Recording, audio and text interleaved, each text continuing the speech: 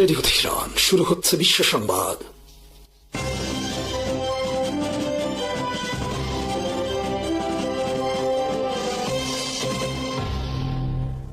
মার্কিন president Donald Trump ফাঁকি দেওয়ার কৌশল বা চাল হিসেবে গত 8 জুলাই এয়ারফোর্স ওয়ানে উঠেছিলেন। তুরস্কের ন্যাটো শীর্ষ সম্মেলনের শেষ দিনে ট্রাম্প সেই উড়োজাহাজের সিঁড়ি বেয়ে উপরে ওঠেন। যুক্তরাষ্ট্রে ফেরার জন্য তার স্বাভাবিকভাবে এই উড়োজাহাজে ওঠার কথা ছিল। তিনি সিঁড়ি বেয়ে উঠে উড়োজাহাজের দরজায় দাঁড়িয়ে ক্যামেরার দিকে তাকিয়ে সংক্ষেপে হাত নাড়ান। ট্রাম্প কয়েক দশক ধরে এয়ারফোর্স ওয়ান হিসেবে ব্যবহৃত আইকনিক হালকা নীল রঙের 747 উড়োজাহাজের ভেতরে অদৃশ্য হয়ে যান। এরপর একটি ক্যাটারিং কন্টেইনারের ভেতরে লুকিয়ে গোপনে সেই উড়োজাহাজ থেকে বের হয়ে যান তিনি। তুরস্ক থেকে গোপন ফ্লাইটে নিয়ে যেতে ট্রাম্পকে এরপর একটি সামরিক উড়োজাহাজে তুলে দেওয়া হয়। বলা হচ্ছে, ইরান থেকে এয়ারফোর্স ওয়ানের উপর হামলার বিশ্বাসযোগ্য হুমকি থাকা সত্ত্বেও সাংবাদিক, হোয়াইট হাউসের কর্মকর্তা ও সহযোগীদের নিয়ে ট্রাম্প যথারীতি 747 উড়োজাহাজে ওঠেন। কয়েক বছর ধরে ইরানের কথিত নিশানায় থাকা এক মার্কিন প্রেসিডেন্টকে রক্ষার জন্য এই কৌশল নেওয়া হয়েছিল। নিউ ইয়র্ক টাইমসের প্রতিবেদনে দাবি করা হয়, তুরস্কে ট্রাম্পের শেষ দিন শুরু হওয়ার সময় এই নতুন হুমকি সামনে আসে। এই হুমকির বিষয়ে জানেন এমন 2 কর্মকর্তার মতে, মার্কিন গোয়েন্দারা রাতেই একাধিক সূত্রে খবর পান ট্রাম্প ঠিক কোথায় এবং কোন তলায় থাকছেন তা ইরানিরা হুবহু জানেন এবং ন্যাটো সম্মেলনের কাছাকাছি এলাকায় কাঁধে রেখে নিক্ষেপযোগ্য ক্ষেপণাস্ত্র সহ একজনকে দেখা গেছে। মার্কিন কর্মকর্তারা সঙ্গে সঙ্গেই পরিকল্পনা আঁটতে শুরু করেন। হুমকি পর্যালোচনা এবং কিভাবে এর জবাব দেওয়া হবে তা ঠিক করার ক্ষেত্রে জয়েন্ট চিফ অফ স্টাফের চেয়ারম্যান জেনারেল ড্যান কেইন অন্যতম প্রধান ব্যক্তি। এ ধরনের কৌশলের বিষয়ে জেনারেল কেইনের বেশ ভালো অভিজ্ঞতা আছে। কেইনের আগের কাজ ছিল সিআইএ এর সঙ্গে পেন্টাগনের যোগাযোগ রক্ষা করা। 2025 সালের জুনে মার্কিন বাহিনী যখন ইরানের পারমাণবিক কেন্দ্রগুলোয় হামলা চালায়, তখন তিনি এই নজর ঘোরানোর বা বিভ্রান্ত করার কৌশল তৈরিতে সাহায্য করেছিলেন। ট্রাম্পকে ছাড়া যারা উড়োজাহাজে উঠেছিলেন তাদের সবাই কিন্তু এই বিষয়টি সম্পর্কে পুরোপুরি অন্ধকারে ছিলেন না। পররাষ্ট্রমন্ত্রী মার্কো রুবিও এই হুমকির বিষয়টি জানতেন। স্পর্শকাতর একটি বিষয় নিয়ে আলোচনার স্বার্থে নাম প্রকাশ না করার শর্তে 2 মার্কিন কর্মকর্তা জানান, ট্রাম্পকে নিরাপদে তুরস্ক থেকে বের করে আনার পরিকল্পনা তৈরিতে সাহায্য করার পর রুবিও সেই পুরনো জাহাজটিতেই ভ্রমণ করেছিলেন। এই মাটির টানে সারা দুনিয়ার সেই সব মানুষের জন্য আমাদের সামান্য সংযোগ, মাত্র 30% টাকায় জমির মালিক হয়ে নতুন বাংলাদেশের গড়ে তোলার স্বপ্ন দেখা। বাংলা বসতি, এই মাটি আমার, এই জমিন আমার। হরমুজ প্রণালীর নিয়ন্ত্রণ নিয়ে ইরান ও যুক্তরাষ্ট্রের মধ্যে নতুন করে উত্তেজনা তৈরি হয়েছে। বৃহস্পতিবার ইরানের আধা সরকারি ফার্স্ট নিউজ এজেন্সির বরাতে দেশটির বাসিজ প্যারামিলিটারি বাহিনীর প্রধান হোসেন তাইয়েব দাবি করেছেন, কৌশলগতভাবে গুরুত্বপূর্ণ এই জলপথ এখনও ইরানের নিয়ন্ত্রণ ও ব্যবস্থাপনায় রয়েছে। তাইয়েব বলেন, আজ আপনারা দেখতে পাচ্ছেন হরমুজ প্রণালী ইসলামিক রিপাবলিকের ব্যবস্থাপনা ও নিয়ন্ত্রণে রয়েছে। তার দাবি, যুক্তরাষ্ট্রে ইরানের আঞ্চলিক প্রভাব ও জনপ্রিয়তা দুর্বল করতে হরমুজকে কেন্দ্র করে নতুন যুদ্ধ শুরু করেছিল, কিন্তু সেই প্রচেষ্টাও ব্যর্থ হয়েছে। তাইয়েবের এই বক্তব্যের একদিন আগে মার্কিন প্রেসিডেন্ট ডোনাল্ড ট্রাম্প দাবি করেন, হরমুজ প্রণালীর উপর যুক্তরাষ্ট্রের সম্পূর্ণ নিয়ন্ত্রণ রয়েছে এবং ওয়াশিংটন এই নিয়ন্ত্রণ ধরে রাখবে। ট্রাম্প তার ট্রুথ সোশ্যাল পোস্টে মার্কিন নৌ অবরোধকে স্টিলের দেয়াল হিসেবে উল্লেখ করেন। এর আগে সাংবাদিকদেরও তিনি বলেছিলেন, আমরা হরমুজের সম্পূর্ণ নিয়ন্ত্রণে আছি। তবে ইরান যুক্তরাষ্ট্রের এই দাবি প্রত্যাখ্যান করে আসছে। তেহরান বলছে, হরমুজের উপর তাদের কার্যকর নিয়ন্ত্রণ রয়েছে এবং ভবিষ্যতে এই জলপথ দিয়ে চলাচলকারী জাহাজের কাছ থেকে ট্রানজিট ফি বা টোল নেওয়ার পরিকল্পনাও রয়েছে। এ বিষয়ে ওমানের সঙ্গে সমন্বয়ের কথাও জানিয়েছে ইরান। বিশ্বের অন্যতম গুরুত্বপূর্ণ জ্বালানি পরিবহন পথ হওয়ায় হরমুজ নিয়ে এই অচলাবস্থা আন্তর্জাতিক অর্থনীতিতে বড় প্রভাব ফেলতে পারে। প্রণালী দিয়ে তেল ও গ্যাস পরিবহনে বিঘ্ন ঘটলে জ্বালানির দাম ও পরিবহন ব্যয় বাড়ার পাশাপাশি বৈশ্বিক মূল্যস্ফীতিও আরও তীব্র হতে পারে। এদিকে ইরান হরমুজের টোল আরোপের পক্ষে পরিবেশগত ক্ষতির যুক্তিও তুলে ধরেছে। দেশটির পররাষ্ট্র মন্ত্রণালয়ের মুখপাত্র ইসমাইল বাঘাই বলেছেন, উপসাগরীয় অঞ্চলে কয়েক দশকের দূষণে ইরানের ব্যাপক ক্ষতি হয়েছে। হরমুজ দিয়ে বাণিজ্য করা দেশ ও কোম্পানিগুলোর পরিবেশ রক্ষায় দায়িত্ব রয়েছে। পরিবেশবাদীরাও সতর্ক করেছেন, সংঘাতের কারণে জাহাজ দুর্ঘটনা ও তেল ছড়িয়ে পড়ার ঝুঁকি বেড়েছে। হরমুজ ও আশপাশের এলাকায় প্রবাল প্রাচীর, ম্যানগ্রোভ ও সি গ্রাস সহ গুরুত্বপূর্ণ সামুদ্রিক বাস্তুতন্ত্র রয়েছে। বড় ধরনের তেল দূষণ হলে উপসাগরীয় দেশগুলোর পানির নিরাপত্তাও হুমকিতে পড়তে পারে। ফলে হরমুজ এখন শুধু সামরিক সংঘাতের কেন্দ্র নয়, এটি বৈশ্বিক জ্বালানি নিরাপত্তা, বাণিজ্য ও পরিবেশের জন্য গুরুত্বপূর্ণ একটি সংকটস্থলে পরিণত হয়েছে। ইসরায়েলের দখলে থাকা গোলান মালভূমির উপর ইসরায়েলি সার্বভৌমত্বকে কলম্বিয়া স্বীকৃতি দেয় আনুষ্ঠানিক প্রতিবাদ জানিয়েছে সিরিয়া।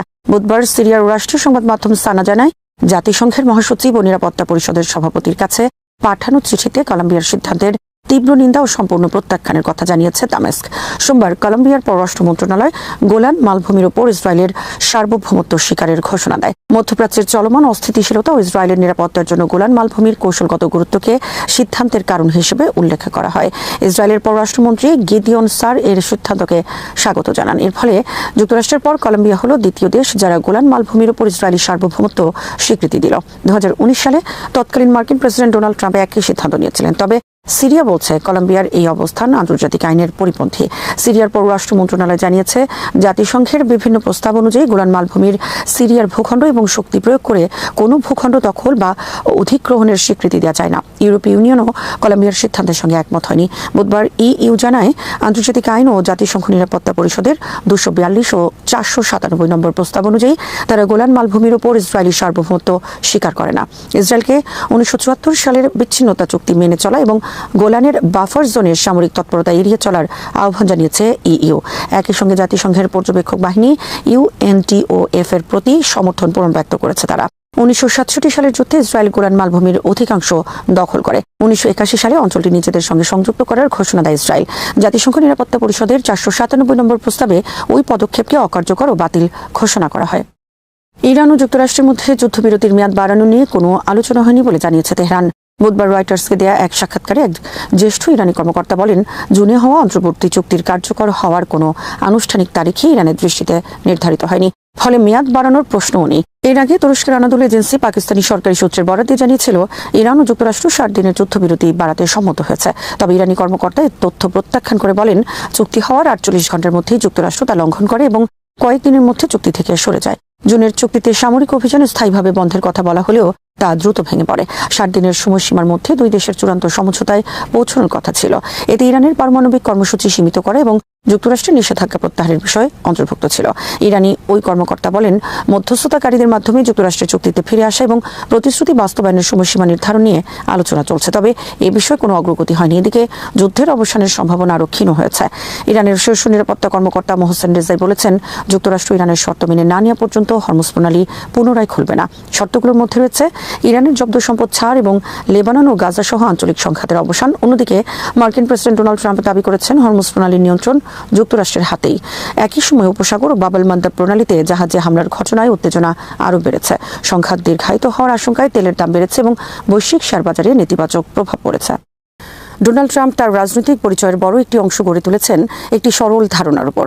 আমেরিকার প্রেসিডেন্টরা দীর্ঘদিন ধরে অতিরিক্ত সতর্কতার সঙ্গে মার্কিন শক্তি ব্যবহার করেছেন। তার যুক্তি হল, মিত্র ও প্রতিপক্ষ উভয়ই বুঝে গেছে যে ওয়াশিংটনের হুমকি অনেক সময় বাস্তব পদক্ষেপে পরিণত হয় না, ফলে যুক্তরাষ্ট্রের প্রভাব কমেছে। গাজা নিয়ে ট্রাম্পের উদ্যোগ ছিল এই ধারণার বিপরীত প্রমাণ দেওয়ার একটি সুযোগ। তার পরিকল্পনা ছিল একটি কাঠামো নির্ধারণ করা, সংশ্লিষ্ট পক্ষগুলোকে সেটি গ্রহণে বাধ্য করা এবং দেখানো যে যুক্তরাষ্ট্র এখনও এমন একটি শক্তি যার সিদ্ধান্ত উপেক্ষা করা সহজ নয়। কিন্তু ইসরায়েলি প্রধানমন্ত্রী বেনিয়ামিন নেতানিয়াহুর দ্রুত আপত্তি সেই উদ্যোগের সামনে বড় প্রশ্ন তুলে দিয়েছে। এটি কেবল দুই নেতার মধ্যে নীতিগত মতপার্থক্য নয়, বরং প্রশ্ন হলো যুক্তরাষ্ট্রকে নিজের ঘোষিত কূটনৈতিক লক্ষ্য বাস্তবায়নে এমনকি ঘনিষ্ঠ মিত্রের বিরুদ্ধেও প্রয়োজনীয় চাপ প্রয়োগ করতে প্রস্তুত।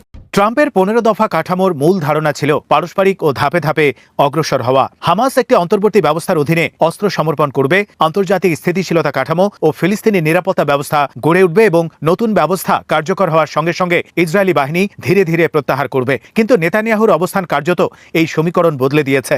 তার দাবি, হামাস পুরোপুরি বা প্রকৃত অর্থে নিরস্ত্র না হওয়া পর্যন্ত ইসরায়েল কোনো অর্থবহ প্রত্যাহার করবে না। শুনতে এটি কঠোর নিরাপত্তা শর্ত মনে হলেও এর সবচেয়ে বড় সমস্যা হলো সম্পূর্ণ নিরস্ত্রীকরণ বলতে কি বোঝাবে তা কে নির্ধারণ করবে এবং কে তা যাচাই করবে। যদি শেষ সিদ্ধান্ত ইসরায়েলি সরকারের হাতেই থাকে তাহলে প্রত্যাহার অনির্দিষ্টকালের জন্য পিছিয়ে দেওয়া সম্ভব। ইসরায়েল যদি দাবি করে যে হামাসের অস্ত্র এখনও গোপনে রয়ে গেছে অথবা নতুন কোনো নিরাপত্তা হুমকি তৈরি হয়েছে, তাহলে প্রত্যাহার আবারও স্থগিত হতে পারে। ফলে নিরস্ত্রীকরণ তখন আর শান্তি প্রতিষ্ঠার একটি ধাপ থাকে না, বরং পুরো প্রক্রিয়ার উপর স্থায়ী রাজনৈতিক ভেটোতে পরিণত হতে পারে।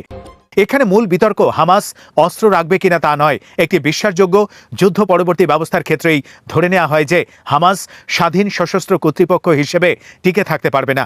আসল লড়াই হচ্ছে পরিবর্তনের ক্রম বা সিকোয়েন্সিং কে নিয়ন্ত্রণ করবে তা নিয়ে ট্রাম্পের কাঠামো অনুযায়ী ইসরায়েলকে ধীরে ধীরে কিছু নিয়ন্ত্রণ আন্তর্জাতিক ও ফিলিস্তিনি অন্তর্বর্তী কাঠামোর হাতে ছেড়ে দিতে হবে।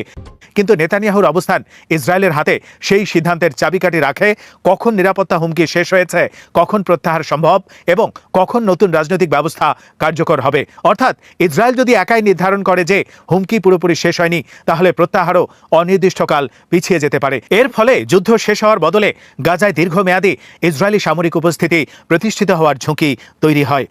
দুই নেতার রাজনৈতিক স্বার্থের পার্থক্য এই সংঘাতকে আরও গভীর করেছে। ট্রাম্প চান গাজা যুদ্ধের অবসান ঘটিয়ে একটি বড় কূটনৈতিক সাফল্য অর্জন করতে। তিনি এমন একটি ফলাফল চান যার সঙ্গে তার নিজের রাজনৈতিক ব্র্যান্ড যুক্ত থাকবে এবং যা প্রমাণ করবে যে প্রচলিত কূটনীতি যেখানে ব্যর্থ হয়েছে সেখানে তার নেতৃত্ব ফল দিতে পারে। নেতানিয়াহুর হিসাব সম্পূর্ণ ভিন্ন। তার জন্য যুদ্ধ কেবল নিরাপত্তা অভিযান নয়, এটি ইসরায়েলি বিজয়ের সঙ্গে সঙ্গে সরাসরি যুক্ত। এমন কোনো সমঝোতা যেখানে যুদ্ধ থেমে যায় কিন্তু হামাসের কিছু সক্ষমতা অবশিষ্ট থাকে, অথবা ফিলিস্তিনি ও আন্তর্জাতিক প্রতিষ্ঠানগুলো গাজায় বাস্তব কর্তৃত্ব পায়, তা তার ডানপন্থী রাজনৈতিক মিত্রদের কাছে যুদ্ধের লক্ষ্য পরিত্যাগ হিসেবে বিবেচিত হতে পারে। ফলে ট্রাম্প যেখানে ফলাফলকে সাফল্যের মাপকাঠি হিসেবে দেখছেন, নেতানিয়াহু সেখানে সর্বোচ্চ নিরাপত্তা ও রাজনৈতিক বিজয় নিশ্চিত করাকে অগ্রাধিকার দিচ্ছেন। এখানে ইসরায়েলি অভ্যন্তরীণ রাজনীতি এবং মার্কিন কৌশলগত স্বার্থের সংঘাত স্পষ্ট হয়েছে। নেতানিয়াহু এমন এক রাজনৈতিক শক্তির উপর নির্ভরশীল যারা ফিলিস্তিনি প্রতিষ্ঠানকে শক্তিশালী করার যে কোনো উদ্যোগের বিরোধিতা করে। ওয়াশিংটনে যে সমঝোতা বাস্তবসম্মত বলে মনে হতে পারে, সেটি নেতানিয়াহুর রাজনৈতিক অস্তিত্বের জন্য ঝুঁকিপূর্ণ হতে পারে। একই সঙ্গে ইসরায়েল দীর্ঘদিন ধরে একটি বাস্তবতা উপলব্ধি করেছে, যুক্তরাষ্ট্রের ঘোষিত রেড লাইন অনেক সময় ইসরায়েল শক্তভাবে আপত্তি জানালে নমনীয় হয়ে যায়। আপত্তি জানানো, নিরাপত্তা যুক্তি তুলে ধরা, রাজনৈতিক চাপ তৈরি করা এবং শেষ পর্যন্ত ওয়াশিংটনের অবস্থান নরম হওয়ার অপেক্ষা করা, এই কৌশল অতীতেও দেখা গেছে। এখানে ট্রাম্পের জন্য সবচেয়ে বড় পরীক্ষা হলো তার কথার সঙ্গে বাস্তব ক্ষমতা প্রয়োগের সামঞ্জস্য। যুক্তরাষ্ট্র ইসরায়েলকে বিপুল সামরিক, কূটনৈতিক ও অর্থনৈতিক সহায়তা দেয়, তাই ওয়াশিংটনের হাতে প্রভাব বিস্তারের বাস্তব উপায় রয়েছে। অস্ত্র সহায়তার শর্ত আরোপ, অস্ত্র সরবরাহের গতি কমানো কিংবা স্পষ্ট করে দেয়া যে মার্কিন সহায়তা কোনো পরিস্থিতিতেই স্বয়ংক্রিয় নয়, এসব পদক্ষেপ তাত্ত্বিকভাবে সম্ভব। কিন্তু এগুলো বাস্তবায়ন করতে হলে ট্রাম্পকে বড় রাজনৈতিক মূল্য দিতে হবে। ইসরায়েলের সঙ্গে বিরোধে যাওয়া শুধু নেতানিয়াহুর সঙ্গে সংঘাতে যাওয়া নয়, এর সঙ্গে যুক্তরাষ্ট্রের দীর্ঘদিনের অভ্যন্তরীণ রাজনৈতিক কাঠামো, কংগ্রেস, লবিং এবং জনমতের প্রশ্ন জড়িত। গাজার ভবিষ্যৎ নিয়েও এখানেই বড় প্রশ্ন তৈরি হচ্ছে। ইসরায়েলের আত্মরক্ষার অধিকার আছে, এই বক্তব্য ইসরায়েলের নিরাপত্তা উদ্বেগকে স্বীকার করলেও যুদ্ধের পর গাজা কেমন হবে তার উত্তর দেয় না। হামাসকে সামরিকভাবে দুর্বল করা একটি লক্ষ্য, কিন্তু ভবিষ্যৎ যুদ্ধ ঠেকাতে প্রয়োজন বৈধ রাজনৈতিক কাঠামো, কার্যকর প্রশাসন, নিরাপত্তা ব্যবস্থা এবং ফিলিস্তিনিদের অর্থবহ রাজনৈতিক অংশগ্রহণ। যদি গাজা অনির্দিষ্টকাল ইসরায়েলি সামরিক নিয়ন্ত্রণে থাকে এবং ফিলিস্তিনি প্রতিষ্ঠানগুলো দুর্বল বা বাদ পড়ে যায়, তাহলে সশস্ত্র প্রতিরোধের মূল রাজনৈতিক ও সামাজিক কারণগুলো বিলীন হবে না, বরং নতুন রূপে ফিরে আসতে পারে। সুতরাং বিতর্কটি কেবল যুদ্ধবিরতি বা প্রত্যাহারের সময়সূচি নিয়ে নয়, এটি মূলত সিদ্ধান্ত নেওয়ার ক্ষমতা কার হাতে থাকবে সেই প্রশ্ন। ওয়াশিংটন বলছে যুদ্ধের সমাপ্তি ঘটিয়ে নতুন নিরাপত্তা ও প্রশাসনিক ব্যবস্থায় যেতে হবে। নেতানিয়াহুর অবস্থান বলছে ইসরায়েল নিশ্চিত না হওয়া পর্যন্ত সেই পরিবর্তন শুরু হতে পারে না। এই চুক্তি কার্যত ইসরায়েলকেই পরিবর্তনের সময় নির্ধারণের ক্ষমতা দেয়। ফলে একটি কূটনৈতিক প্রক্রিয়া প্রত্যাখ্যান না করেও সেটিকে অনির্দিষ্টকালের জন্য আটকে রাখা সম্ভব। ট্রাম্পের রাজনৈতিক ব্র্যান্ডের ভিত্তি হল প্রেসিডেন্টের ক্ষমতা তখনই অর্থবহ যখন তা বাস্তব ফলাফল তৈরি করতে পারে। গাজা সেই দাবির কঠিন পরীক্ষা হতে পারে, কারণ এবার প্রতিপক্ষ কোনো শত্রু রাষ্ট্র নয়, বরং যুক্তরাষ্ট্রের অন্যতম গুরুত্বপূর্ণ মিত্র। ট্রাম্প যদি হামাসের কাছ থেকে বড় ছাড় আদায় করতে পারেন, কিন্তু ইসরায়েলের সরকারের কাছ থেকে নিজের ঘোষিত কাঠামো মেনে নেওয়ার নিশ্চয়তা আদায় করতে না পারেন, তাহলে তার শক্তিশালী আমেরিকা ধারণার সীমাবদ্ধতা স্পষ্ট হবে। শেষ পর্যন্ত প্রশ্নটি দাঁড়াবে, ট্রাম্প কি একজন ইসরায়েলি প্রধানমন্ত্রীকে বলতে পারবেন যে মার্কিন নীতিকে কোনো বিদেশি সরকার যত ঘনিষ্ঠ মিত্রই হোক ভেটো দিতে পারে না? যদি তিনি তা না পারেন, তাহলে বার্তাটি হবে আরও গভীর। ওয়াশিংটনের বড় সমস্যা হয়তো প্রভাবের অভাব নয়, বরং সেই প্রভাব ব্যবহারের রাজনৈতিক ইচ্ছার অভাব। কারণ শক্তি প্রয়োগের ইচ্ছা না থাকলে ক্ষমতা কেবল কাগজে থাকে। গাজার সংকট সেই বাস্তবতাকেই ক্রমশ উন্মোচিত করছে। ইসরায়েল ও যুক্তরাষ্ট্রের ধারাবাহিক হামলা সত্ত্বেও ইরানের ৭৫% বেশি ক্ষেপণাস্ত্র ও ড্রোন সক্ষমতা এখনও অক্ষত এবং ব্যবহারের জন্য প্রস্তুত রয়েছে বলে দাবি করেছেন দেশটির এক শীর্ষ সামরিক কর্মকর্তা। বুধবার ইরানের রাষ্ট্রীয় সংবাদ সংস্থা IRNA কে দেয়া এক বক্তব্যে এ দাবি করেন ইরানের সেনাবাহিনী নির্বাহী বিষয়ক উপপ্রধান ব্রিগেডিয়ার জেনারেল আলী রেজা শেখ। তিনি বলেন, যুক্তরাষ্ট্র ইসরায়েল ইরানের সামরিক অবকাঠামো এবং অস্ত্র সক্ষমতার উপর ব্যাপক হামলা চালালেও এসব হামলা ওয়াশিংটন যে মাত্রায় সফল হয়েছে বলে দাবি করছে তা বাস্তবে হয়নি। তার ভাষায় ইরানের ক্ষেপণাস্ত্র ড্রোন সক্ষমতার ৭৫%-এরও বেশি এখনও অক্ষত রয়েছে এবং প্রয়োজন হলে তা ব্যবহারের জন্য প্রস্তুত। ইরানি এই সামরিক কর্মকর্তার বক্তব্য এমন এক সময় সামনে এলো যখন তেহরান ও ওয়াশিংটনের মধ্যে ইরানের সামরিক সক্ষমতা নিয়ে পরস্পর বিরোধী দাবি জোরালো হয়ে উঠছে। ইরান বলছে মার্কিন ও ইসরায়েলি হামলায় তাদের সামরিক সক্ষমতার ক্ষতি সীমিত। অন্যদিকে যুক্তরাষ্ট্রের প্রেসিডেন্ট ডোনাল্ড ট্রাম্প দাবি করেছেন ইরানের ক্ষেপণাস্ত্র মজুদের একটি বড় অংশ ধ্বংস হয়েছে। গত মাসে ট্রাম্প বলেছিলেন ইরানের আগের ক্ষেপণাস্ত্র মজুদের মাত্র ২১-২২% অবশিষ্ট রয়েছে। অর্থাৎ ট্রাম্পের হিসেব অনুযায়ী ইরানের বিপুল পরিমাণ ক্ষেপণাস্ত্র সক্ষমতা মার্কিন ও ইসরায়েলি হামলায় ধ্বংস বা অকার্যকর হয়েছে। তবে ইরানের সামরিক কর্মকর্তার সর্বশেষ বক্তব্য সেই মূল্যায়নকে সরাসরি প্রত্যাখ্যান করেছে। ব্রিগেডিয়ার জেনারেল আলী রেজা শেখ বিশেষভাবে ইরানের ড্রোন সক্ষমতার বিষয়টি তুলে ধরেছেন। তিনি বলেন, ইরানের ড্রোন ব্যবস্থা শত্রুর জন্য একটি দুঃস্বপ্নে পরিণত হয়েছে। তার এই মন্তব্যের মাধ্যমে তিনি বোঝাতে চেয়েছেন, ব্যাপক হামলা সত্ত্বেও ইরানের ড্রোন বাহিনী এখনও কার্যকর এবং ভবিষ্যৎ সামরিক অভিযানে এটি গুরুত্বপূর্ণ ভূমিকা রাখতে সক্ষম। ইরানের জন্য ড্রোন এখন সামরিক কৌশলের একটি গুরুত্বপূর্ণ অংশ। তুলনামূলকভাবে কম খরচে তৈরি করা যায় এবং বিভিন্ন ধরনের মিশনে ব্যবহার করা সম্ভব হওয়ায় ড্রোনকে দেশটির ক্ষেপণাস্ত্র ব্যবস্থার পাশাপাশি একটি গুরুত্বপূর্ণ আক্রমণাত্মক সক্ষমতা হিসেবে দেখা হয়। বিশেষ করে দীর্ঘ পাল্লার ড্রোন ব্যবহার করে দূরবর্তী লক্ষ্যবস্তুতে হামলা চালানোর সক্ষমতা ইরানের সামরিক কৌশলের গুরুত্বপূর্ণ অংশ হয়ে উঠছে। ইরানি কর্মকর্তার দাবি সত্য হলে তা যুক্তরাষ্ট্রের সামরিক মূল্যায়নের সঙ্গে বড় ধরনের পার্থক্য তৈরি করে। কারণ কোনো দেশের ক্ষেপণাস্ত্র ও ড্রোন সক্ষমতার কত শতাংশ অক্ষত রয়েছে সেটি শুধু অস্ত্রের মোট সংখ্যার উপর নির্ভর করে না। উৎক্ষেপণ ব্যবস্থা, কমান্ড ও নিয়ন্ত্রণ কাঠামো, উৎপাদন সক্ষমতা, জ্বালানি ও রক্ষণাবেক্ষণ সুবিধা এবং প্রশিক্ষিত জনবল সবকিছু মিলিয়েই একটি দেশের প্রকৃত সামরিক সক্ষমতা নির্ধারিত হয়। ইরানের পক্ষ থেকে ৭৫%-এর বেশি সক্ষমতা অক্ষত থাকার দাবি করা হয়েছে। একইভাবে ট্রাম্পের ২১-২২% অবশিষ্ট থাকার দাবির পেছনে বিস্তারিত সামরিক তথ্য প্রকাশ করা হয়নি। তবে দুই পক্ষের বক্তব্য থেকে একটি বিষয় স্পষ্ট, ইরানের ক্ষেপণাস্ত্র ও ড্রোন সক্ষমতা এখনও সংঘাতের অন্যতম গুরুত্বপূর্ণ উপাদান। তেহরান বারবার বোঝাতে চাইছে যে হামলার পরও তার প্রতিরোধ ও পাল্টা আঘাতের সক্ষমতা শেষ হয়ে যায়নি। অন্যদিকে ওয়াশিংটন ইরানের সামরিক শক্তির বড় অংশ ক্ষতিগ্রস্ত হয়েছে বলে নিজের অবস্থান তুলে ধরেছে। এই পাল্টাপাল্টি দাবি কেবল সামরিক সক্ষমতার হিসাব নিকাশের বিষয় নয়, এর সঙ্গে কূটনৈতিক ও মনস্তাত্ত্বিক বার্তাও জড়িত। ইরান তার প্রতিপক্ষকে বোঝাতে চাইছে যে সামরিক চাপ প্রয়োগ করে তেহরানকে সহজে দুর্বল করা সম্ভব নয়। বিপরীতে যুক্তরাষ্ট্র যদি ইরানের ক্ষেপণাস্ত্র সক্ষমতা ব্যাপকভাবে কমিয়ে দেওয়ার দাবি করে, তাহলে সেটি ওয়াশিংটনের সামরিক অভিযানের কার্যকারিতা প্রমাণের চেষ্টার অংশ হিসেবেও দেখা যেতে পারে। বিশেষজ্ঞদের জন্য এখন মূল প্রশ্ন হচ্ছে, ইরানের অবশিষ্ট ক্ষেপণাস্ত্র ও ড্রোন সক্ষমতা কতটা দ্রুত পুনর্গঠন করা সম্ভব এবং দেশটির নিজস্ব উৎপাদন ব্যবস্থা হামলার পরও কতটা সচল রয়েছে। কারণ কোনো দেশের হাতে বর্তমান কতটি ক্ষেপণাস্ত্র বা ড্রোন রয়েছে, তার পাশাপাশি ভবিষ্যতে কত দ্রুত নতুন অস্ত্র তৈরি করা সম্ভব, সেটিও যুদ্ধের গতিপথ নির্ধারণে গুরুত্বপূর্ণ। আলী রেজা শেখের বক্তব্য তাই শুধু ইরানের বর্তমান অস্ত্র মজুদের দাবি নয়, এর মাধ্যমে তেহরান একটি কৌশলগত বার্তাও দিয়েছে। সেটি হলো, মার্কিন ও ইসরায়েলি হামলা ইরানের সামরিক শক্তিকে ক্ষতিগ্রস্ত করলেও দেশটির ক্ষেপণাস্ত্র ও ড্রোন সক্ষমতা পুরোপুরি ধ্বংস করা সম্ভব হয়নি। ফলে ট্রাম্পের ২১-২২% এবং ইরানের ৭৫%-এর বেশি সক্ষমতা অক্ষত থাকার দাবির মধ্যে যে বিশাল পার্থক্য দেখা হচ্ছে, তার প্রকৃত সত্যতা নির্ধারণে স্বাধীন গোয়েন্দা তথ্য, স্যাটেলাইট চিত্র এবং যুদ্ধক্ষেত্রের যাচাইযোগ্য তথ্য গুরুত্বপূর্ণ হয়ে উঠবে। এর আগ পর্যন্ত দুই পক্ষের বক্তব্যকে মূলত নিজ নিজ সামরিক ও রাজনৈতিক অবস্থান তুলে ধরার দাবি হিসেবেই দেখা হচ্ছে।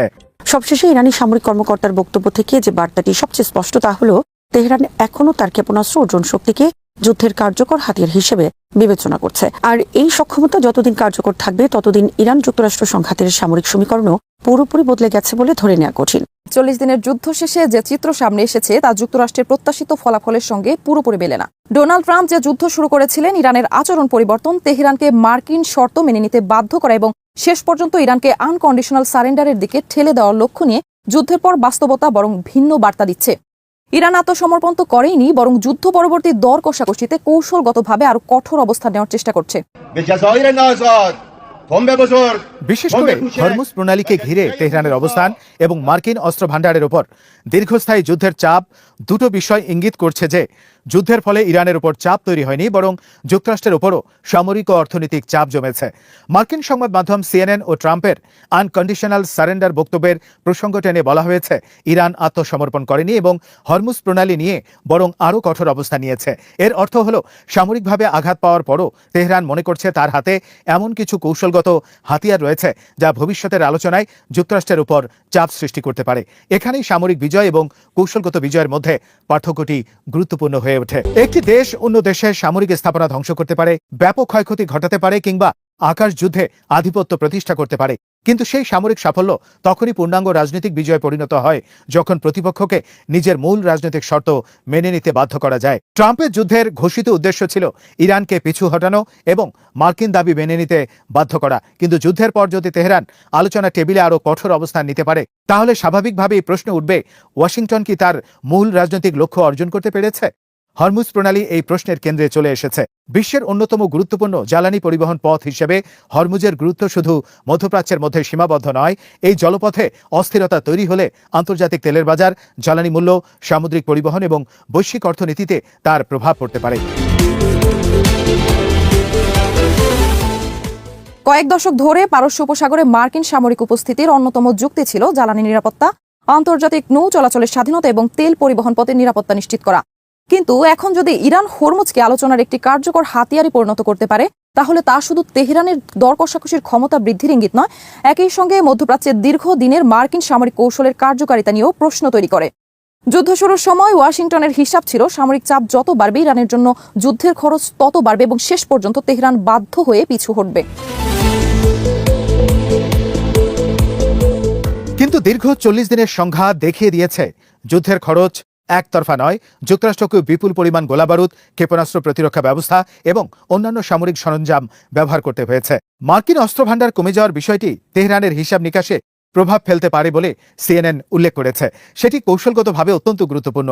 এর অর্থ এই নয় যে যুক্তরাষ্ট্র সামরিকভাবে অক্ষম হয়ে পড়েছে, বরং এর অর্থ হল দীর্ঘমেয়াদী যুদ্ধের ক্ষেত্রে বিশ্বের সবচেয়ে শক্তিশালী সামরিক শক্তিকেও অস্ত্র উৎপাদন, সরবরাহ, পুনরায় মজুদ এবং যুদ্ধের ব্যয় নিয়ে হিসাব করতে হয়। স্বল্পমেয়াদী যুদ্ধে শ্রেষ্ঠত্ব এবং ব্যাপক আক্রমণাত্মক সক্ষমতা নির্ণায়ক হতে পারে, কিন্তু যুদ্ধ যত দীর্ঘ হয় তত বেশি গুরুত্বপূর্ণ হয়ে ওঠে প্রতিস্থাপন সক্ষমতা, সামরিক উৎপাদন, অর্থনৈতিক চাপ এবং রাজনৈতিক সহনশীলতা। ইরানের হিসাবও সম্ভবত এই বাস্তবতার উপর দাঁড়িয়ে আছে। তেহরান শুধু নিজের ক্ষয়ক্ষতির দিকে তাকালেই হবে না, তাকে দেখতে হবে যুক্তরাষ্ট্র কতদিন একই মাত্রার সামরিক চাপ অব্যাহত রাখতে সক্ষম। যদি ওয়াশিংটনের জন্য যুদ্ধ চালিয়ে যাওয়ার খরচ ক্রমাগত বাড়তে থাকলে, তাহলে সেটি ইরানের জন্য একটি কৌশলগত সুযোগ তৈরি করতে পারে। এখানেই যুদ্ধের আরেকটি গুরুত্বপূর্ণ শিক্ষা সামনে আসে। যুদ্ধক্ষেত্রে কে বেশি ক্ষতিগ্রস্ত হয়েছে, তার চেয়ে যুদ্ধ শেষে কে কতটা দর কষাকষির সক্ষমতা ধরে রাখতে পেরেছে, সেটি দীর্ঘমেয়াদে বেশি গুরুত্বপূর্ণ। ইরান নিঃসন্দেহে যুদ্ধের ব্যাপক ক্ষয়ক্ষতির মুখোমুখি হয়েছে এবং মার্কিন হামলা তার সামরিক অবকাঠামো ও সক্ষমতার উপর চাপ সৃষ্টি করেছে। কিন্তু একই সঙ্গে যুক্তরাষ্ট্র দেখেছে যে সামরিক শক্তি দিয়ে তেহরানকে দ্রুত রাজনৈতিকভাবে আত্মসমর্পণে বাধ্য করা সহজ নয়, বরং যুদ্ধ যত দীর্ঘ হয়েছে ততই উভয় পক্ষের ওপর খরচ বেড়েছে এবং সংঘাতের প্রভাব আঞ্চলিক ও বৈশ্বিক পর্যায়ে ছড়িয়ে পড়েছে। যুক্তরাষ্ট্রের জন্য এই যুদ্ধের আরেকটি সমস্যা হলো, ইরানের ওপর চাপ সৃষ্টি করতে গিয়ে ওয়াশিংটন নিজেও অর্থনৈতিক ও সামরিক চাপের মুখোমুখি হয়েছে। যুদ্ধের সরাসরি ব্যয়, বিপুল পরিমাণে সামরিক সরঞ্জামের ব্যবহার, অস্ত্র উৎপাদন ও পুনঃসরবরাহের চাপ এবং মধ্যপ্রাচ্যের জ্বালানি বাজারে অনিশ্চয়তা সবকিছু মিলিয়ে সংঘাতের মূল্য বাড়ছে। একই সঙ্গে হরমুজের অস্থিরতা অব্যাহত থাকলে আন্তর্জাতিক তেল বাজার এবং বৈশ্বিক বাণিজ্যেও তার প্রভাব পড়তে পারে। ফলে যুদ্ধের ফলাফল শুধু ইরান ও যুক্তরাষ্ট্রের মধ্যকার সামরিক হিসাব দিয়ে বিচার করা সম্ভব নয়। এর সঙ্গে জড়িয়ে আছে পুরো মধ্যপ্রাচ্যের নিরাপত্তা কাঠামো এবং বৈশ্বিক অর্থনৈতিক স্থিতিশীলতা। এই প্রেক্ষাপটে হরমুজ প্রণালী এখন একটি জলপথের চেয়েও বেশি কিছু, এটি বদলে যাওয়া কৌশলগত সমীকরণের প্রতীক। যুক্তরাষ্ট্র যেখানে সামরিক শক্তি ব্যবহার করে ইরানের আঞ্চলিক প্রভাব কমাতে চেয়েছিল, সেখানে তেহরান এখন হরমুজকে নিজের কৌশলগত প্রভাবের অন্যতম প্রধান উপাদান হিসেবে সামনে আনছে। ইরানের বার্তা হলো, পারস্য উপসাগরের নিরাপত্তা ও অর্থনৈতিক অবস্থা কেবল বিদেশি সামরিক শক্তির উপস্থিতি দিয়ে নির্ধারিত হবে না, আঞ্চলিক শক্তিগুলোর হাতেও গুরুত্বপূর্ণ কৌশলগত লিভার রয়েছে। তাই 40 দিনের যুদ্ধকে শুধু ধ্বংস ও ক্ষয়ক্ষতির হিসাব দিয়ে বিচার করলে পুরো চিত্রটি ধরা পড়বে না। আসল প্রশ্ন হলো, যুদ্ধ শেষে কে তার রাজনৈতিক লক্ষ্য কতটা অর্জন করতে পেরেছে এবং কে আলোচনার টেবিলে নিজের অবস্থান শক্তিশালী রাখতে পেরেছে। ট্রাম্প যে যুদ্ধ শুরু করেছিলেন ইরানকে আত্মসমর্পণে বাধ্য করার প্রত্যাশা নিয়ে, যুদ্ধ শেষে তেহরান যদি আত্মসমর্পণের পরিবর্তে হরমুজ নিয়ে আরও কঠোর দাবি তুলতে পারে, তাহলে এটি নিঃসন্দেহে ওয়াশিংটনের প্রাথমিক হিসাবের সঙ্গে একটি বড় বৈপরীত্য তৈরি করে। ট্রাম্পের লক্ষ্য ছিল ইরানের আচরণ পরিবর্তন করা, কিন্তু যুদ্ধ শেষে যদি তেহরান এখনও নিজের শর্ত সামনে রাখার মতো সক্ষমতা ধরে রাখে, তাহলে স্পষ্ট যে যুদ্ধের রাজনৈতিক ফলাফল ওয়াশিংটনের প্রত্যাশা অনুযায়ী হয়নি। অর্থাৎ যে সামরিক অভিযান ইরানকে আত্মসমর্পণের দিকে নিয়ে যাওয়ার কথা ছিল, সেটিই এখন যুক্তরাষ্ট্রের পক্ষে ইরানের ওপর কতটা রাজনৈতিক চাপ কার্যকরভাবে প্রয়োগ করা সম্ভব তার পরীক্ষা পরিণত হয়েছে। আর এখানেই ট্রাম্পের প্রাথমিক যুদ্ধ সমীকরণ উল্টে যাওয়ার সবচেয়ে বড় ইঙ্গিতটি দেখা যাচ্ছে। শ্রোতা বন্ধুরা, বিশ্ব সংবাদে এই ছিল আমাদের সর্বশেষ আয়োজন। সঙ্গে থাকার জন্য আপনাদের সবাইকে অসংখ্য ধন্যবাদ।